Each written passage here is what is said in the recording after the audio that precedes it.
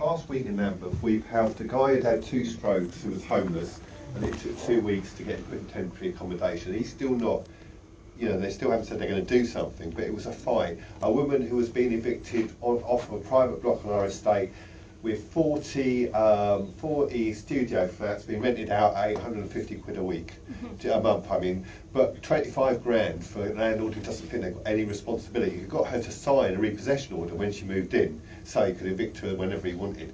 Do you know what I mean? And that took another 2 weeks to get her put somewhere. At the same time, on the Guinness Trust estate, you've got tenants getting their eviction notices for November just before Christmas, families who've lived there with their kids for 12, 14 years. And you can talk about any estate that's happening, Cressida Gardens, Myersfield, demolition, privatisation, transfers and all the rest of it. And what's happening is resistance is growing up, and it's this thing about linking across tenure is so important that a house is a home. It's not an asset for a property speculator. These houses were built for home, not for people to get about retirement.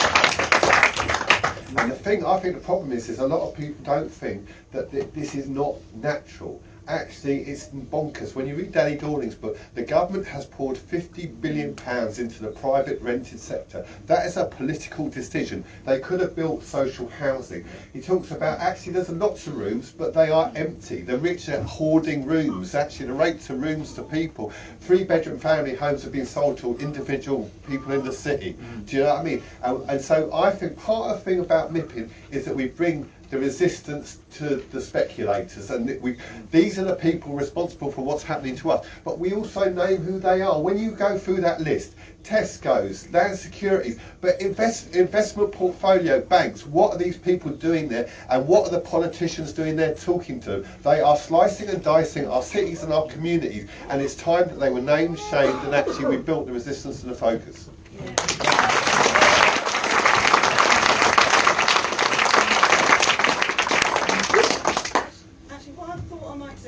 Just at this point is bringing somebody from our housing branch and then go back to just get your perspective from the industrial side of it. So Glyn or Artie, Glyn, do you want to take a minute each? Very quickly, Doreen, thank you. Yeah, my name's Glyn Robbins. I'm a member of the United Housing Branch. I'm very, very proud that my union is taking the lead on this issue, and I'd encourage anybody in other unions to ask their branches and their organisations to do the same. There is a sample resolution that we've drafted in the preparation for tonight, which I'm sure Pilgrim won't mind me saying. If people contact Pilgrim, she can give you the wording. But the only other thing, I don't want to take any more time other than to say, I think part of what has been the root of the problem in terms of the housing crisis is our sense of powerlessness, of the sense that we are unable to combat these forces.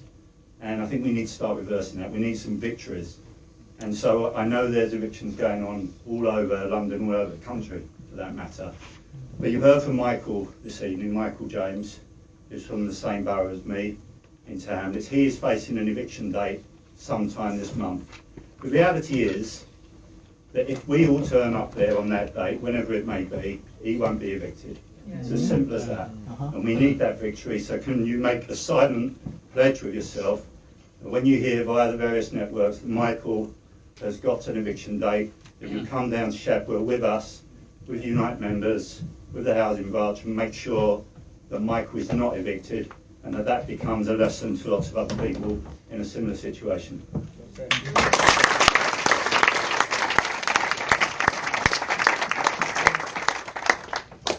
you want to add that? Just to, I suppose, carry on with it, and also from the Housing Workers Branch, and thank you all for organising this and also kind of bringing the networks together. We're an industrial branch that links homeless organisations like St Mungo's are in our workplaces, Peabody is a housing association, One Housing Group, and we've been involved in over 60 days of industrial action in the last year against £6,000 pay cuts in Equinox, over 8,000 in the likes of One Housing Group, and some of those we have beat back, some of those there's been consequences to, with a suspended and then sacked rep. So we're in ongoing battles to try and stop the services that we think are necessary and useful for our communities. We want to stop them being slashed and disseminated, and we have been working with Unite Community and other organisations for quite a while as well. some of us, you know, are affected by the cuts. I'm subject to a suspended possession order for the bedroom tax and rent arrears. So it's not as though Unite Community are over there, the homeless organisations over there, and the industrial branches are there.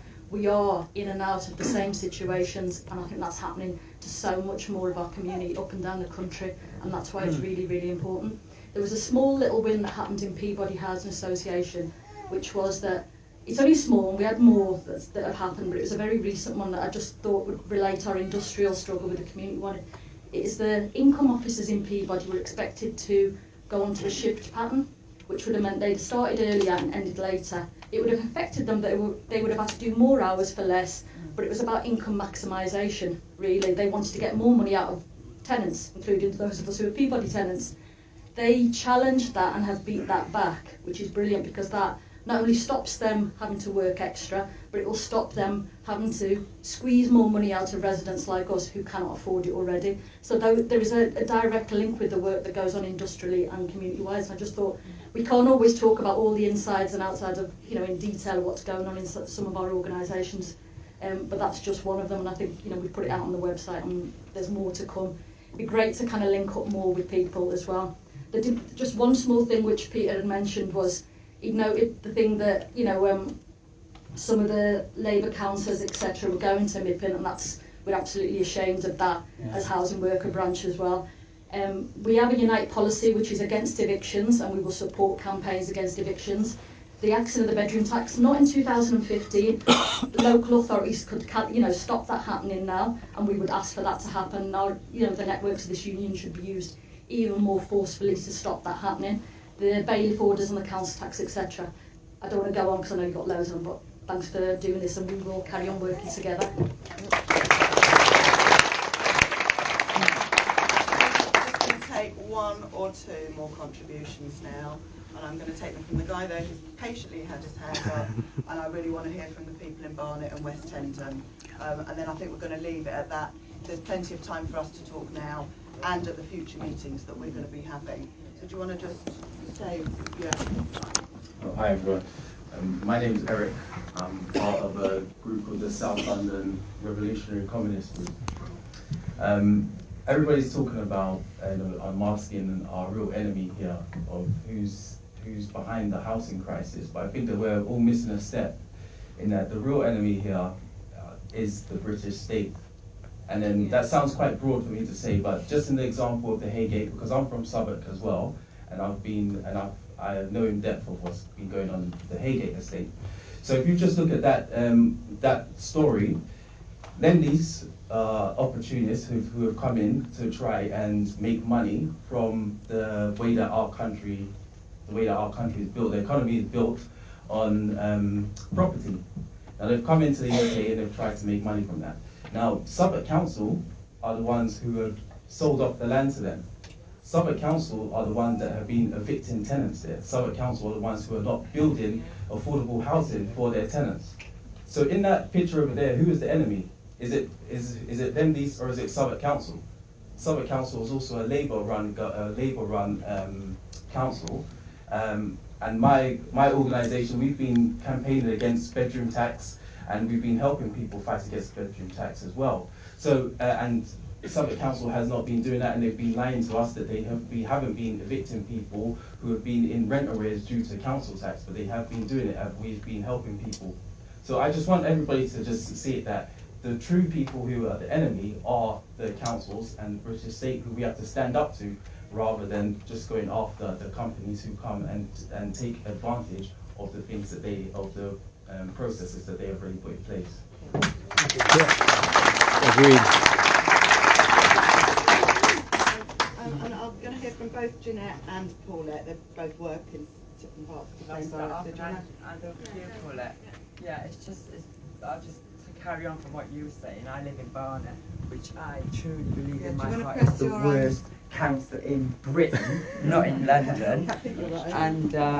And I got involved, you know, in housing stuff through when some of Occupy London were squatting in Finchley, and then I saw what happened about Section 144, etc. And then I've got a teenage daughter who just could not get anywhere to live. It was just impossible to find anywhere to live. 6% of landlords in Barnet take housing, you know, would take tenants below the housing benefits, what do you call it? Threshold. There was 18,000 people on the waiting list. So the way that Barnet Council decided to deal with that was to abolish the list. So now there's just no list.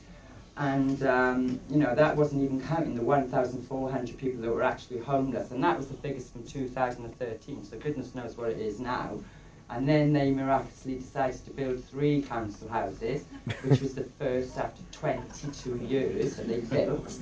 And then they invited Boris Johnson to come and have some like grand opening. Do you know what I mean? It's like, oh, it's just absolutely ridiculous. But you know, you all probably know that they're the only council in Britain to have outsourced all the services to a private company, Capita or Crapita as we call it.